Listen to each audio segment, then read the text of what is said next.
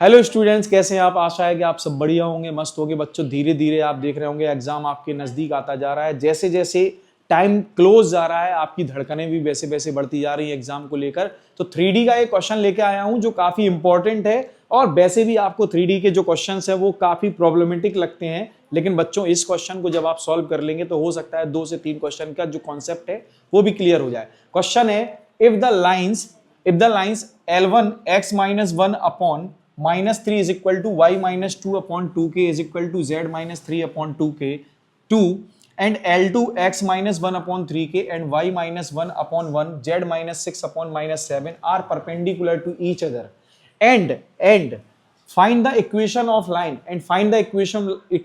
line which is passes through the point 3, -4, 7 and perpendicular to both lines। तो बच्चों इस question को हम सॉल्व कैसे करेंगे ये जान लेते हैं। तो क्वेश्चन बच्चों देखो, सबसे पहले ये जान लो हमारे पास ये जो है ना परपेंडिकुलर है एक दूसरे के ऊपर। अगर ये एक दूसरे के साथ परपेंडिकुलर का रिलेशन बनाते हैं तो इनका सबसे पहले हमें क्या देखना होगा, डायरेक्शन रेशियो देखना होगा। क्या देखना होगा, डायरेक्शन रेशियो। तो यहां डायरेक्शन रेशियो क्या है फर्स्ट लाइन का, A1 is equal to -3, B1 is equal to 2k and C1 is equal to 2। ऐसे ही बच्चों A2 जो होगा वो होगा हमारे पास 3k एंड B2 जो होगा वो 1 एंड C2 जो होगा वो होगा -7। आप जब इनको सॉल्व करेंगे तो आपको पहले प्रॉपर्टी मालूम होना चाहिए कि दोनों लाइंस जब परपेंडिकुलर होती हैं तो A1 A2 plus B1 B2 plus C1 C2 is equal to 0 होगा। इनका प्रोडक्ट कर लो, -3 into 3k plus 2k into 1 plus 2 into -7 is equal to 0। And ये बच्चों जो होगा हमारे पास ये हो जाएगा -9k plus 2k and -14 is equal to 0।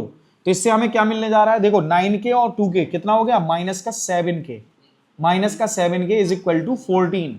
So k is equal to बच्चों क्या आ जाएगा हमारे पास, -2। k इज इक्वल टू क्या आ जाएगा, -2 आ जाएगा। तो हमें k की वैल्यू मिल गई। k की वैल्यू मिल जाने का मतलब है कि इनके हमें डायरेक्शन रेशियोज मिल गए।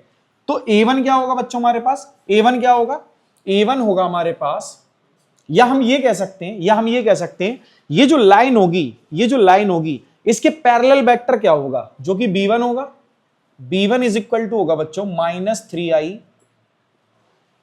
और k की वैल्यू क्या है, -2, तो ये हो जाएगा -4j, साथ ही साथ ये हो जाएगा 2k।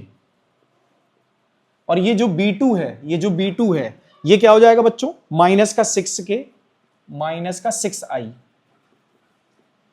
ये हो जाएगा हमारे पास j और ये हो जाएगा -7k। तो हमारे पास B1 B2 यानी कि इन दोनों लाइंस के डायरेक्शन रेशियोज मिल गए। ठीक है, अब बात ये हो रही है कि जो लाइन यहां से पास हो रही है, बच्चों ध्यान से सुनना, जो लाइन इस पॉइंट से पास हो रही है वो इन दोनों लाइंस पर कैसी है, परपेंडिकुलर।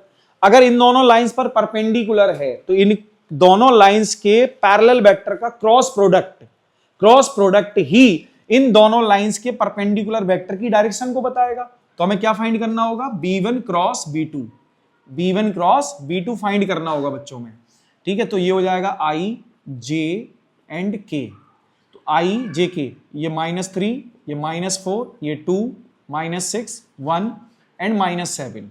अब यहां B1 क्रॉस B2 क्या आने जा रहा है, ध्यान से देखो। सबसे पहले I आप क्या करें, ब्रैकेट बना के लिख लिया करें, प्लस माइनस प्लस, तो माइनस जे एक ब्रैकेट बना लें, प्लस k और दूसरा ब्रैकेट बना ले। ठीक है, अब देखो आपको पता होगा इसका डिटर्मिनेंट कैसे निकलेगा, माइनस ये कितना आ जाएगा, प्लस का 28 एंड माइनस का 2, ये आ जाएगा 21 और माइनस का माइनस प्लस हो जाएगा। ठीक है, 12 और यहां पर आएगा बच्चों, यहां पर आएगा 3 माइनस एंड ये हो जाएगा माइनस का 24। ठीक है, तो B1 cross B2 is equal to क्या मिलने जा रहा है हमको, देखो ये मिलेगा हमें माइनस का 26i और ये मिलेगा कितना, 33j एंड ये माइनस का हो जाएगा तुम्हारा 27k।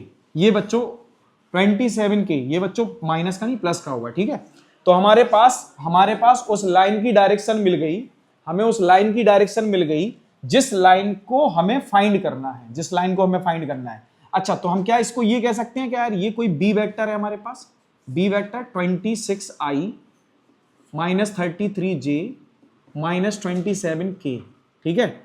अब यहां देखो हमारे पास पॉइंट है, हमारे पास पैरेलल वेक्टर है, तो हम बच्चों क्या करेंगे, सबसे पहले इस P का पोजीशन वेक्टर निकाल लेंगे।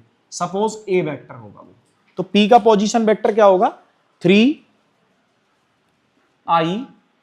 माइनस 4j प्लस का 7k, ठीक है। अब हमें रिक्वायर्ड लाइन निकालनी होगी, तो रिक्वायर्ड लाइन का इक्वेशन क्या होता है, लाइन का इक्वेशन होता है r vector is equal to vector a plus lambda b vector.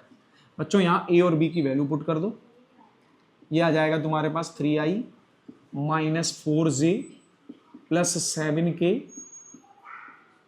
और यहां आएगा लैम्डा 26i माइनस का 4j प्लस का 7k। This is the final answer. बच्चों हमारे पास जो रिक्वायर्ड आंसर था वो मिल चुका है, ठीक है। हमसे क्या पूछा गया था, वेक्टर फॉर्म पूछी गई थी लाइन की, क्या पूछी गई थी, लाइन की वेक्टर फॉर्म जो कि इस पॉइंट से पास हो रही है और साथ ही इस दोनों लाइंस के परपेंडिकुलर, इन दोनों लाइंस के परपेंडिकुलर है। तो सबसे पहले हम क्या करेंगे, इन दोनों लाइंस के पैरेलल वेक्टर का परपेंडिकुलर वेक्टर निकालेंगे, पैरेलल वेक्टर का क्रॉस प्रोडक्ट निकालेंगे, और उसके बाद हम इसका पोजीशन वेक्टर के साथ इसका इक्वेशन फाइंड कर लेंगे। This is the final answer. तो बच्चों आशा है कि आपको ये समझ में आया होगा। अगर आपको वीडियो पसंद आया तो वीडियो को लाइक करें, चैनल को सब्सक्राइब करें। धन्यवाद।